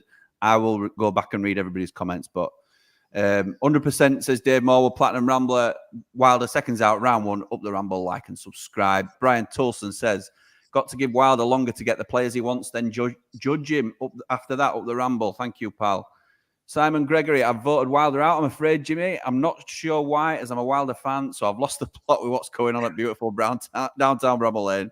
Beautiful Browntown Bramall Lane, then, from me. Sarah says, right now I'm Wilder in. Might change at Christmas. We'll see how he gets on. Tim says, looking thinner, Jimmy. Well, thank you, Timothy. Thank you, my friend. That's what £6 off will do for you. I thought it was £4, but you keep saying 6, Steve, so I'm going with yours. Sonny says, evening, Jimmy. Wilder is 100% in for me. I think he's evolved since the last regime and could take us straight back up with decent backing. I don't think there's anyone else out there that excites me. Wilder, Billy Sir, man from our Rambles chat. Wilder in unless the change in ownership want a young, exciting prospect or someone far too good to turn down. Sarah agrees with Gaza. Stephen won't be happy with that assessment. What's Gaza said? We have to get that in now, don't we? Yeah. Gaza says it needs to be sorted in the next 2 weeks, one way or the other. We need new signings in ASAP. We do need to start moving. It's not that I don't want it done quickly. I just think this idea of us getting 5, 10 out of 10 signings on the first day and having this full pre-season with them and hitting the ground running first game and winning every game, it's just unrealistic. David Vinter, Wilder in. Let him get his own players. We need to start strong, and if not, let's have a debate. Oh, sorry. Okay, I'll do that. We need to be minimum top 6, but the takeover or not needs sorting out. Keep the faith. Up the Ramble, up the Blades. Fragrant says, Mr. Vancouver says, good evening, Fragrant Blade. That's Davey Boy, the nose. Dave the Nose Leary. Wilder in, he says. Who do the Wilder out brigade want if Chris goes? Let me guess. Let's get Hecky back. Thoughts on Hecky back, Stevie Boy? I know you're not Wilder out brigade, but you have been making the point stronger than others. So Hecky back? Would you take Hecky? No, I think like I like to leave things in the past that were done, and I think he did a good job for us under hard circumstances. But this is all about a new era for me, and I think that we just need new blood in. That's it. Love that. Liam says the debate about Wilder's recent championship form was one for when he came back. You can't sack him for that now. We knew that, and we took the chance based on his form with us. Give him this season. Great point, Liam. Love that, Liam. Love that, Liam. Love that. We love that on the green side. My cautious approach to CW would be give him a small budget to work with in the summer, see how he gets on. If it's going well, fully back him in Jan. If not, sack him and move on. That is risky, Billy. That is risky. Just going half in because we're not quite sure. I think you've either got to back him or not, essentially. Yeah. Any thoughts on that, lads? Agree. I agree with you. Agree with you that we need to go for it. Can't be half in, can you? Yeah. Sarah says she didn't want Wilder back. I thought we need to move forward, not backwards. But he's here now, and I will show my support until I feel he no longer deserves it. Time is our biggest issue, says Bill. I think it's worth sticking with the chosen path. We don't know what the chosen path is. Dave on Steve Cooper, not an upgrade in my view. If we replace Wilder, it has to be someone really exciting. I think Steve Cooper's a decent alternative, personally. You can't change the DNA of the club, says Rhodesy, without changing the DNA of the city. Interesting.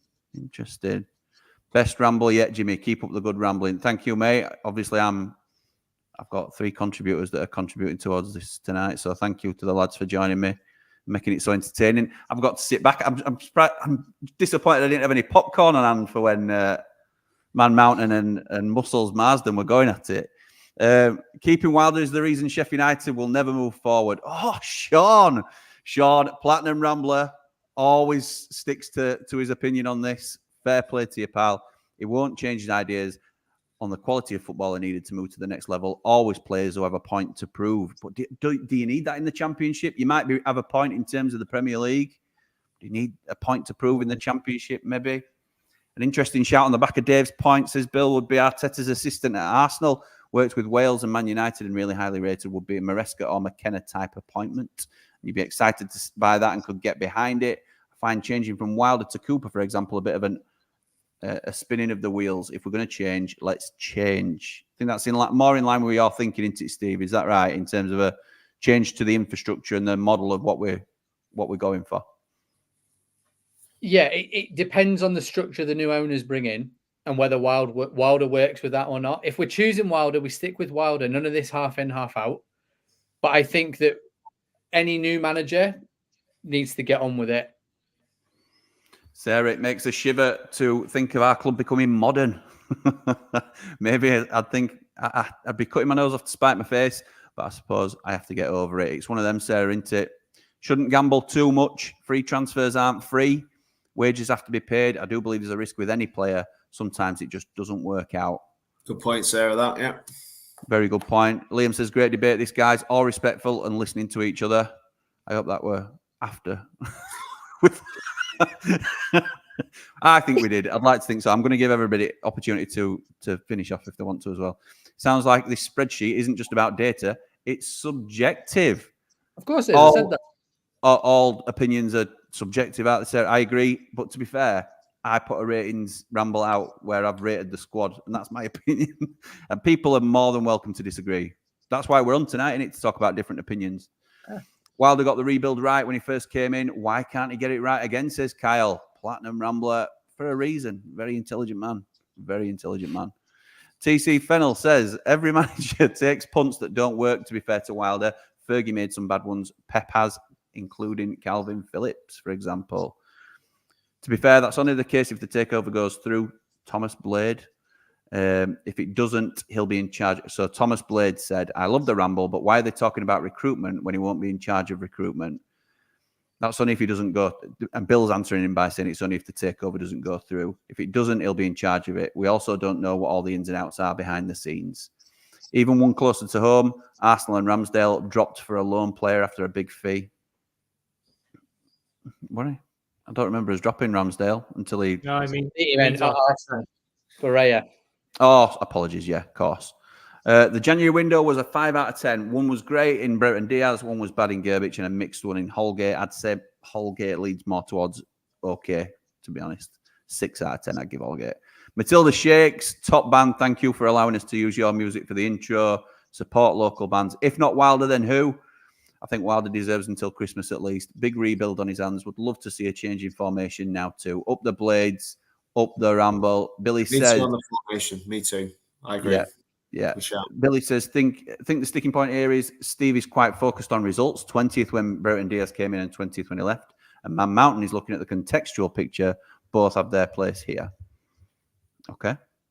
It's all the Shakes saying we were gone after the Newcastle result. I agree completely. Yeah. Before then, do you think, Dave? I think we were gone before first ball was kicked, if I'm honest.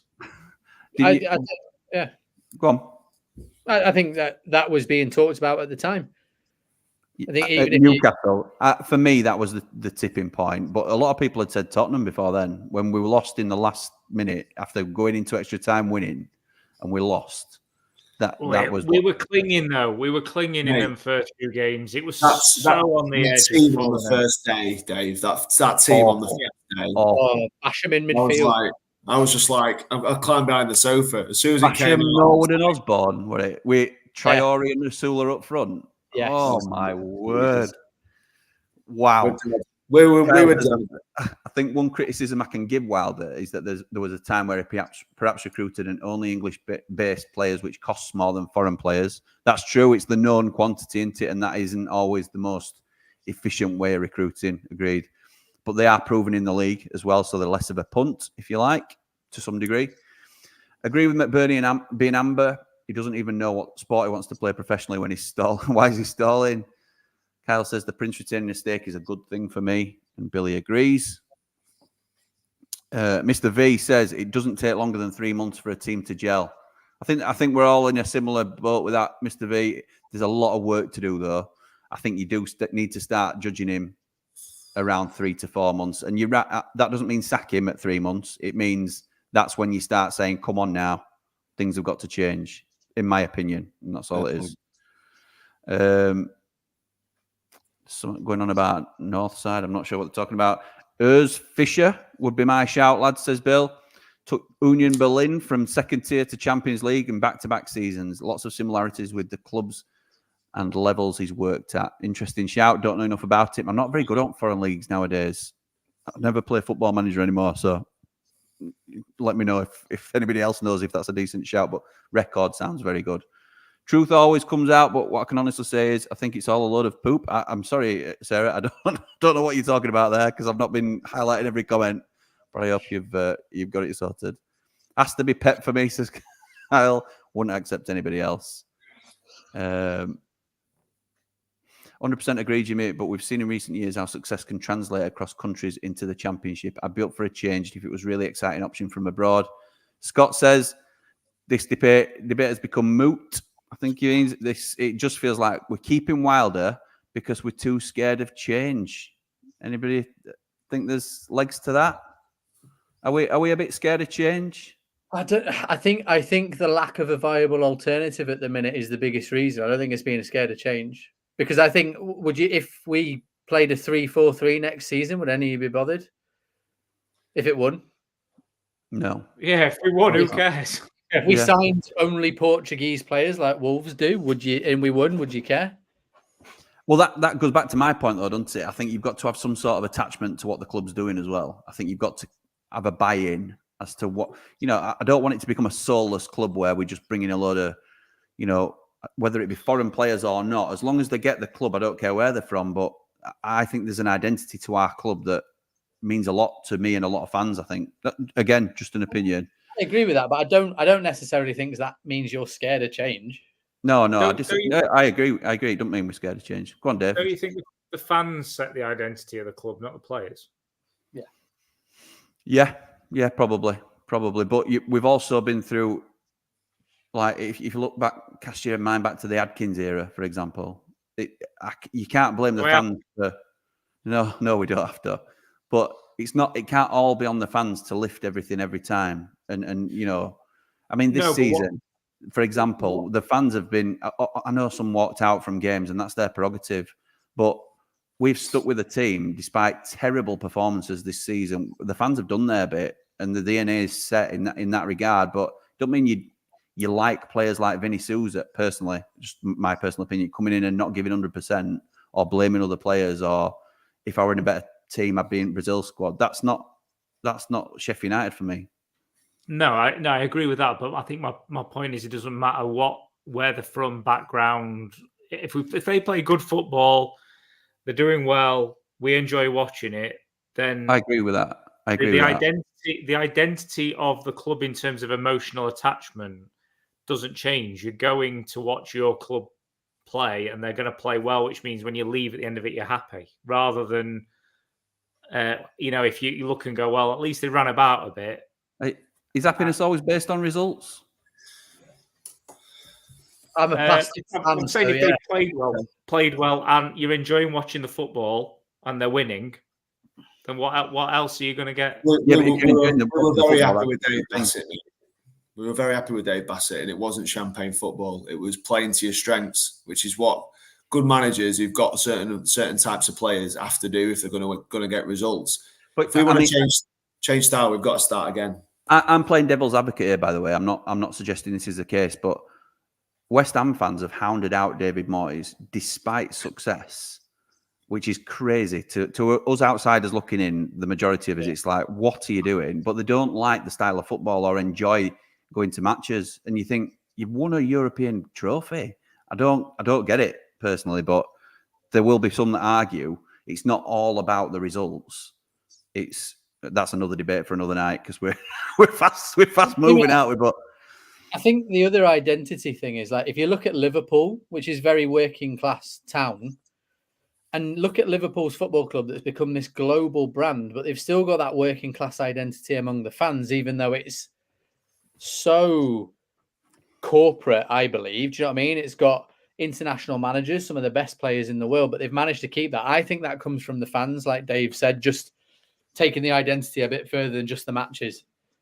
Which again is why teams or clubs like Man City cannot buy DNA, can you? You can have all the success in the world and you haven't got the intrinsic sort of history and sense of belonging to that club. You can't buy the soul of a football club, can you? You can't. It's organic. I think you'd find that most of them are going to become. When you have a period where you have a really good team like Man City have, they would scoff at the idea of not playing the champagne football that they play now, because that's what they've got used to. And like the West Ham fans, they're living in the Bobby Moore era, that's most of their team, and all their young fans have grown up listening to granddad and dad talking about that era, etc. Yeah. The DNA of our club is you fight for what you've got, and there's certain managers that fit that DNA. Sean Dyche should be ideal for us. David Moyes would be ideal for us. Arsene Wenger, although you could argue is a better manager, would not fit in at our club. No way. And the point is, you've got horses for courses, and Wilder is a horse for our course. I don't care what anyone says. Slav arguably built a really good team. We like the exciting style. We remember the big high-scoring games before it was the business. He had a team that was built to play that way. We are not built to play that way, and it was proven very, very quickly. The players that we've got, like you say, if you are going to change it, now is the time, because if you're going to get 10 new players, you start again with what we've got. Like you said, the point you've made, 3 months, pointless, because he'll assign a load of lads in his own mould, the guys that he wants, the Joe Worrells, the guys who are going to put the necks on the line for the shirt and do what we have traditionally wanted them to do. If the ownership want to go and change and play the champagne football and do that, Vinny Company did that a little bit with Burnley, completely changed the way they played. They used to be a percentage side, hard to beat, well organised, balls in the box, big striker. They completely changed that with the wide players. And I was talking to you about that before, about the 4-3-3. The best teams in this country now play with 2 flying wingers. We haven't had a flying winger for God knows how long. And they're all inverted, so they're all left footers on the right footers on the left, etc. That's how the successful teams play. If we want to move forward like that, is Wilder a man? Maybe he could be. With the right budget, you've got to sign players that are proven in those positions. And we've never been able to do that. That's my other point. We talk about the transfers. We've never been able to go, we're going to pluck that best player from there, that best player from there, from teams that are on our level or above. It's never happened. And it's unlikely to happen unless someone goes, here's the money. Sarah's laughing at your face, Paul. I think that was probably when Rude Van Nistelrooy were mentioned. Aren't we all? Thanks, love that. Dave's just chilling. You were taking it all in, weren't you, mate? Just trying to sense the smell of the room. Billy says, yes, Paul, the parachute payments clock should be our primary and most pressing concern. Everything else is secondary to get promoted again within 2 years. This is what problem is with being behind on comments. Paul's coming, we're like, what's up, brother? I don't know what that's in reference to. There's no silver bullet, 100% spot on, but I think if the plan is to change the club to a modern one, then there's loads of exciting names out there that could be brilliant appointments, and Billy is Wilder in. And Sarah's agreeing with me on something, Paul. 100% Paul. Go on, lad. Don't know what you've said, but she agrees. Billy says the 14th in the league stat was taken out of context, though. I think immediately after he said that, it means nothing because we haven't seen it out and haven't been good enough. Non-Iron Blade. You could see we in for a bad season from the FC Stuttgart. You've said this all along, Dave. This has been Dave's thing. You said you knew we were in trouble as soon as we played that Stuttgart game. Our defence were found out then. Why they never strengthened it then and bought another keeper, I do not know. That's why Berger left that game. You think? He was walking around going... Berger was like, we are miles off here. He knew it. Claps all around, lads, from Billy. Brilliant ramble. Well, thank you to everybody. And I'm so sorry I couldn't get to your comments. I like to try and get everybody's. Hope Jimmy looks at the poll, is what Thomas is saying. So, the poll, let's have a look. It's 75% one way. With nearly 350 votes. It's what like do we think? Match. Like this. I know. Yeah. Well, what do we think it is? Wilder. I think it's Wilder in. It is Wilder in. Yeah. So, Prince Abdullah, if you're watching, no one again. Good evening, Prince from Bry. Jimmy, I'd be interested on the Rambler group or even on another one if anybody changed their minds. Yeah, I'm interested to hear your guys' thoughts as well, as in the guys on with me now. As everybody else's points made you think about it in any other way at all? I haven't changed my mind. What was your mind, Dave? I know you came on to debate Wilder out and give that opinion, but what was your actual opinion? I would be more comfortable keeping Wilder and setting the structure right to go forward. Okay. Giving him the help in the right areas. I think we brought in the 2 guys in the recruitment team, one of which is a data analyst. So if we're going to start talking about looking at data, he's brought somebody in to do that. I think that, whoever comes in, if you're going to do things right, you don't make massive sweeping changes on day one. You set your stall out, you set your plan out, and you give him the opportunity to come along with it. And that's it. But I don't think that's what will happen, unfortunately. But that's what I'd like to happen. Okay. Paul? Well, I want to keep Chris Wilder because I think he deserves his chance, and I think he inherited something that was broken, and he was never going to be able to glue it back together. The only option that I wanted Steve to go into in a little bit more, with a little bit more vigor. A guy that has impressed me has been Mark Robbins at Coventry. I think he's built a really good team on a shoestring, and I think he understands the level and understands what's needed. And just a little thing when I was having a little look at him.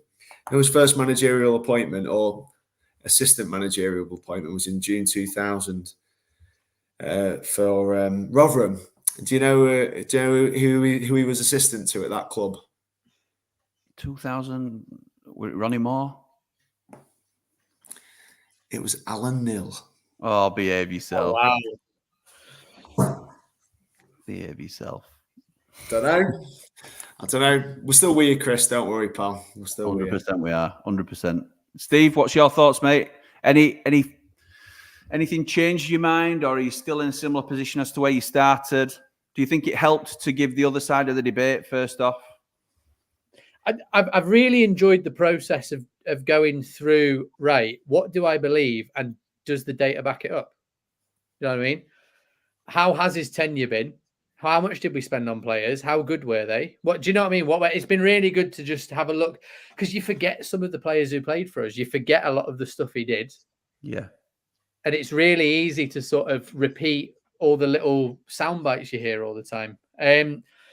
My opinion is,